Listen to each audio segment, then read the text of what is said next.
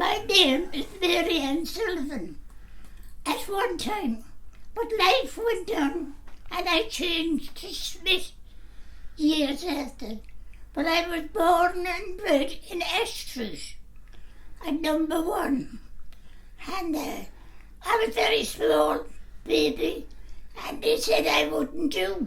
But here I am now at 96, and I'm still going strong. But life goes on like this. Some people has an illness, some people get carried away. Well, my mother died when I was 6, so it was Nora, kind of Auntie Nora Rogers, when my mum died. And it was very, very lonesome, because at our age we didn't understand what death was. But she died in the hospital. My dad was very upset about things, and he kind of hit the bottle, here and there. But we had to put up with it the way it was. He was very lonely after her, because she was very young. All she was 37. And she left 4 children after her. My brother Larry, Nellie, Marianne, and Mick. Oh, she was a beautiful woman. Her name was Katie Long before she got married. So she was really good looking, stately lady. My father used to sing a song to her. She stood in a beautiful mansion, and the tears running down his cheeks. She stood in a beautiful mansion, surrounded by riches untold, as he gazed at the beautiful painting that stood in a frame of gold. 'Twas a picture of a lady, so beautiful, young and fair, with those beautiful life-like features. She murmured in sad despair, if those lips could only speak, if those eyes could only see, if those beautiful golden tresses were there in reality, would I only took your hand as you did when you took my name. But 'twas beauty painting that stood in a frame of gold. We'd be all rolling crying. We'd be crying. And he said, she's gone to heaven. She didn't want to be here. She's gone to heaven. And Nora said, "Ye come on now and go up to bed and kneel down and say your prayers before you go in." So she'd kneel the 4 of us down outside the bed, and she'd say the rosary. And Johnny used to always get into a fit of laughing, and he'd get a clip in the back of the pole. But life went on. Nora made sure we went to school. We were washed, cleaned, and fed, and we carried on. But when you came home from school, all you had to do was drop your homework and go up to the rope walk. The rope walk was a place that's down by the town walls. Anyone knows? The town walls, the rope walk was down there. It was 500 feet long from where we stood, winding the wheel, down to the fever hospital. Well, when you had to come home from school, you had to go up to the rope walk. Now, I could do nothing, and on the particular day that that photograph was taken, I wasn't there, because the girls had to do their homework. Now, homework at home, wash the way and make the bed, sweep the stairs, things like that. So I was the one that was elected on the day the photograph was taken. That's why I'm not in it. Because I was doing the stairs down, and when she came down and told me that she got the phone taken by Mr. Horrigan, I was roaring crying. So that wasn't in the photograph. And when the road boxed after up the north, and when my father was grandfather was younger, he went up with my father up into Lisbon to get the gist of the rope, to know exactly what was done.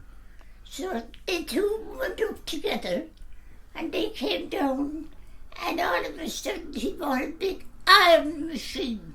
It was about 1.5 years length, and on the middle of it was Tory tops. And on the Tory tops, the sacks, you tied it to the wind. And when they went around the Tory tops, your kids went around. And my father put 3 strands into his hand and walked down the field. Well, and while he was walking, Nora, or whoever at that particular time, was turning the wheel. The rope went around entwined into one another, and it was one. The 3 went into one, another 3 went in, and after that then he had to go down again, and he had to size it to keep it together, all the way down again, all the way up again. He was to come down. I'm exhausted, I must go down for a pint. So, that's the way it went down. When the rope was finished and ready, it was put on a reel, like you see reels, but like much larger.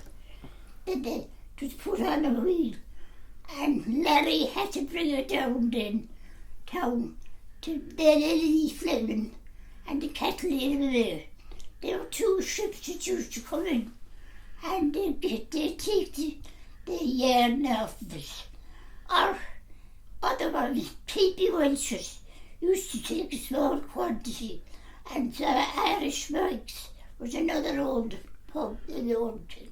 They used to take it to make spancels. The spancels were taken to keep the sheep together from wandering.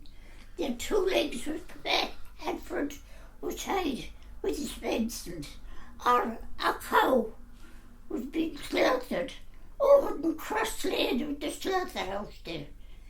And they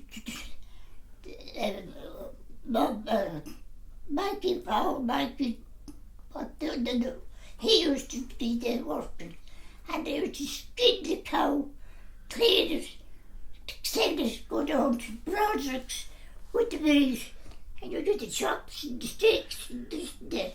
But that was where it was, in Cross Lane, the slaughterhouse was. No, we didn't like it, but we used to go because there's a house up on the road, and who owned it was Kitty, the deadhead Shanahans. The Shanahans owned it. Now they're related to Jenny Downing. She said, but they were having the house there, and everyone, strangers and all, would pass. They'd ask for a drink of water, and they'd come in and have a cup of tea. And they'd go in and have a cup of tea, and the old man would be telling them about the stories. He was very nice, and of course we'd go up to light a fact for my father, and we'd have to be trying to smoke the fact to bring it down. But no, we couldn't smoke. But what we used to do is to take a match, and he'd light it around down the road. But he was very, very, very funny, my dad. His name was Paddy Sullivan the rope maker, or Paddy Sullivan the postman. He was a postman. He took the postman job over from Nora. Nora was a postmistress during the war. And she, for my father, being in the British Navy, he took over the job from Nora. So that's how he became a postman. and he was there for 75 years. Because we could do what we like. You see, when Larry and Billy, they'd have to stand by me father. But Mick and I used to play around, you know. We'd go up there to hunt the cattle from up the field or anything like that, and we'd be told to come down out of the way. But we weren't let to. But a lot of people, they came to see Youghal. They come up to the road walk and up in the road they stand to watch. They thought we were fantastic people, do what we were doing. They used to be, you know, stagnated by it. What are they doing? How are they doing it? So they used to ask me father a lot of questions, and he used to say, I have work to do. So look, go at your questions elsewhere. Nuns used to come up from the French convent, up through a small door that's down in the rope walk, to the French convent down below. And they used to come up that way, but they'd go along the road for to say their prayers, their office. And they'd be up and down, and while they were there, we'd have to be very, very quiet. Nora said, now behave yourself. Act like civil people. We couldn't go near it because there is certain people that had this fever that made the chorus now. You know, you couldn't go near it. Only certain people, you weren't allowed into the door. But we used to go down to try and look in the window. Very young people. I never knew any of them, but they were very young. It deteriorated. There was funerals every day of the week. You know, and it's like a tea meeting. You know, when my father now buried, there was first of all his mother-in-law. She died that night. His son died, Lawrence, up in the hospital with a blood poison leg. He died that night. His other son, Barney, died the same night. So he had 3 funerals that night, and his sister, Mary Nora, she was buried the same night. That's another Nora. She was upstairs for ages, and she wanted to see the regatta. Was on at the time, and she said, Penny, would you lift me up to see the regatta? I will, she said. So he lifted her up the back window, over the nurseries, the window there, and she see the boats going up the river. There was 2 girls over in Cross Lane, the bunnies. They had 2 aunts. One was married to a fellow named Sullivan, and another fellow, one was married to a Crowley. But the 2 were put into the hospital on the same day. The one that was crippled and couldn't move, that survived. And the one that was married to Sullivan, a lovely looking girl, she passed away. I went to the presentation convent. I didn't like it. And on there, you know, like when you weren't from the Strand, you know, oh no, there was a voodoo, or you didn't. But if you were from Sister Bridget was very good. When you had no father or no mother, you got a bun and cocoa. Right? We wouldn't get it because my father was working. But at one occasion, when I had Leo was alive, Catherine went in to get the cocoa. And she told him, oh, she's all right. She's right, 2 fathers. One of them, she's Leo, and the other should be the father. Oh, that's how you all get no bun. So she got no bun. There were coloured sweets, and on was written, I love you. I go to town. There were lozenges, but there were names written on them. Little things, you get 6 of them for a penny. And Alice Murray's just under the clock. You go in there. Although she had very rich sweets, but she'd give you one. if you got help, you should know mother here. That was a great thing. After Christmas, Canada Lee would go down to Nelly Webb's and he'd order a bag of sweet to every child. So we all lined up from the town and we went in and she used to wipe up the paper, you know, like this, and like a little bag. I would put it up the counter and Nelly Webb should fill it with hard sweets, you know, like bullseyes or some and hard anyway. But we went into the matinee room and they were grand. We were delighted. Skipping. This is a fortune. What should this father do? Go over and knock at the cannon's door. Oh no, all I'm doing is go over there and kiss Bobby Farrell. No. They all put notes in the bag and we would take it out. This is a forfeit, a very fine forfeit. And what should this forfeiter do? Such a thing, you know, like that. I entered the cabin, and you knocked at the cabin door. He came over as fast as he could to complain me to my father. Then I brought him out from the fire, and he was listening. And I'm out here now, he said, I don't know how to get back. I had no key. Oh, my father was like a savage. Off we had down over there. I got a breakfast, and I had to go over and knock on the door. You stop being childish. Which one am I? Only a child. Mary Bland, Nelly, and you know, all them used to chapel in, you know. This was beautiful. We came out to church, down Chapel Inn, or down Brown Street. My father used to play in the band, the Cork band there, and then the fighting drum, and the brass band. Sean Brown used to play in it, and all the pipe band, and there was another band used to come down from Cork.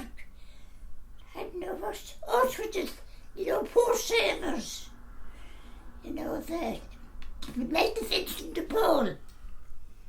They'd gather a couple of hours going around, and they'd give a tour to Vincent de Paul.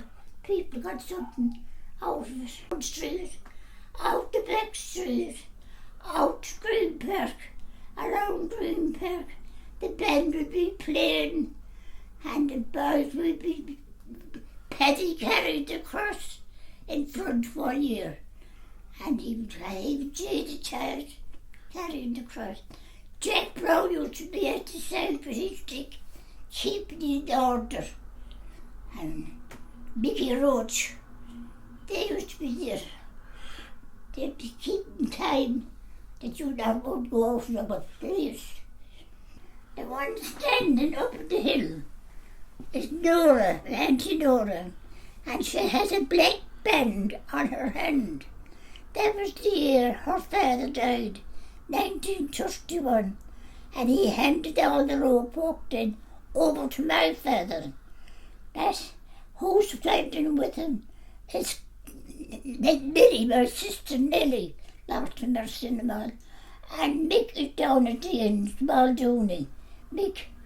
And at the opposite, for spinning the wheel, is my father. Alongside of my father is Larry, my brother Larry, holding the hound, the greyhound. He was called, he was called? The Walk Laddie. He was in the Laurels in Cork, and he came home and broke his leg. So he was a worker, and he had to be destroyed. And that was it. But he was a lovely dog. He was very proud of him at the winning the Laurels. But things like that happened. She was when her father died. And all women at that time, you'd have to wear a black band on your hand, just to prove that someone did belong to you. No matter whether it's a son, a daughter, or what. or your father. It was her father. He died the year after my mother. My mother died in 1930 and he died in 1931. 12 months. You'd have to wear it for 12 months. Now the man would have to wear a diamond on his coat. If he was going downtown or anywhere, he'd have to wear a diamond on his coat. A red diamond on his coat.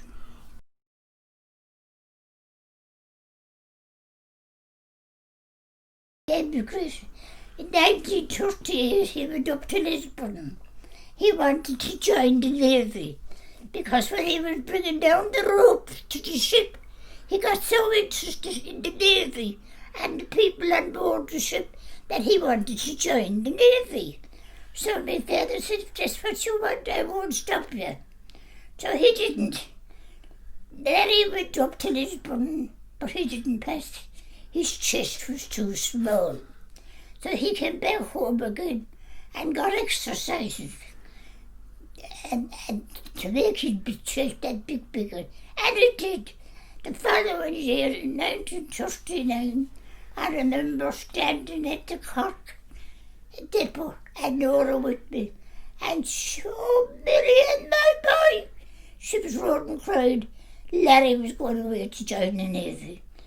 Now he was only 12 months gone and he was left home for a couple of days.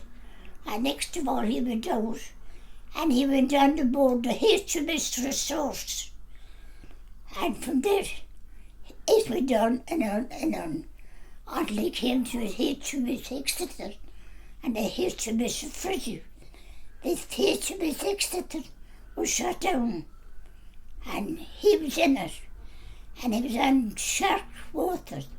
So it was either go down with the sharks or jump overboard. So he jumped overboard with Corey Murphy. The two of them jumped together into an infested sea of sharks. And the Japs hauled the two of them up and they put them into a prison war camp. The name of the prison war camp was Number 2. Formosa camp in Nagasaki. On the time the bomb was dropped, he was underground, digging his own grave. Now he was tortured, and everything was unspeakable. But when he started talking about things like that, my dad used to say, "You go out on the plane and go out and talk to someone. I want to talk to Larry." And they used to have it all about this. His hand was cut open without an anaesthetic or anything. It was cut open and the marks of his fingers were on the table. And he came home and my father said to him, "Larry, what happened to your hand?" "Why," he said, "why did you know about my hand?" My father told me, you see. His father was dead for years.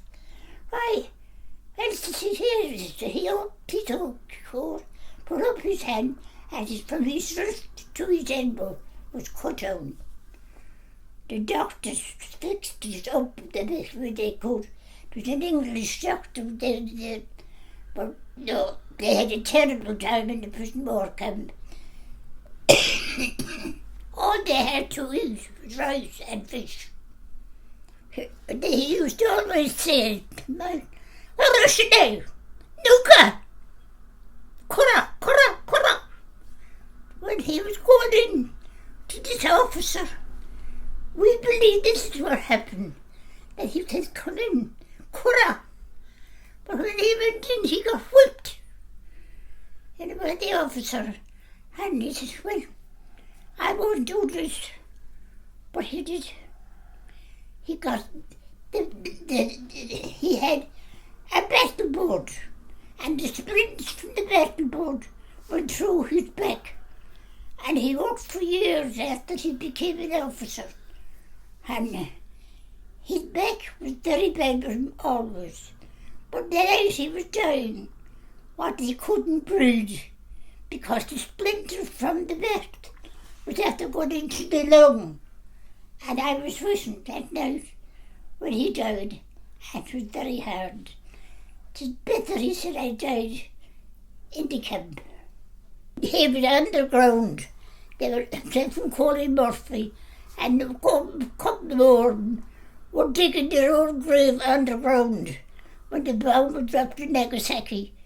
And they got out eventually, and there was a boat from Liverpool standing by, and just tried to make them, but they couldn't use it. So they had to walk a couple of miles and just find a place to stop. So he ended up in the hospital and he collapsed. Corey Murphy was very good to him. Corey was here. But eventually he got the chance to get on this boat and brought him to America. And who he met at America was his Auntie Kathleen. She was standing by the quayside. Larry, she said, this is me. And he said, oh Jesus, there's someone to see alive. So he came home, 1945, and all of 1 million was out. All waiting them up home. And we lived in 1 million at that time. And they all couldn't Billabong, Laddie, Norris, Eddie Cooney, you named them, were all out waiting. Well done, Larry, well done. And he was so tired he couldn't wait back. But when he got up home, he was dead out. But after that, my father had to call Dr. Fleming. He was a naval doctor down outside Dr. Foley. And he had to call him, because he went haywire. And he was shifted up to Lisbon to an English hospital to be treated for nerves and tension stress. He was there for over 6 months, and I was worrying about he wanted to meet his girlfriend. And the doctor said to him, Larry, go out and search for her. Her name was Bridie Lorden. And he searched around the place for her, and eventually he found her. They got married and they had 4 children. They're still around. But Larry died up in the hospital in Clonakilty. He went out to the commanding officer, and then he went on for insurance for people that had people here that never got the money that their husbands had. So he looked it all up as an insurance agent, but he still kept up as a commanding officer. He was there, everyone looked to him. Now he was business-side, a terrible gentleman, you know, and he was this, and he deserved it. But Mick was the same. Mick was nearly the same as him. He was a petty officer, and he never kept everything quiet. But I was very fond of Mick. Very proud of Mick and Larry, the two of them. They are very... Larry went through an awful lot. So did Mick. Mick too. His daughter and his son is there. They call me Reed and Johnny. You can't bury a memory. No matter how you try, you can go on. I buried my husband, and he's still there. I can't. And Larry, my son, the two of them are still around. Why, I don't know. But I love them, the two of them. But life goes on.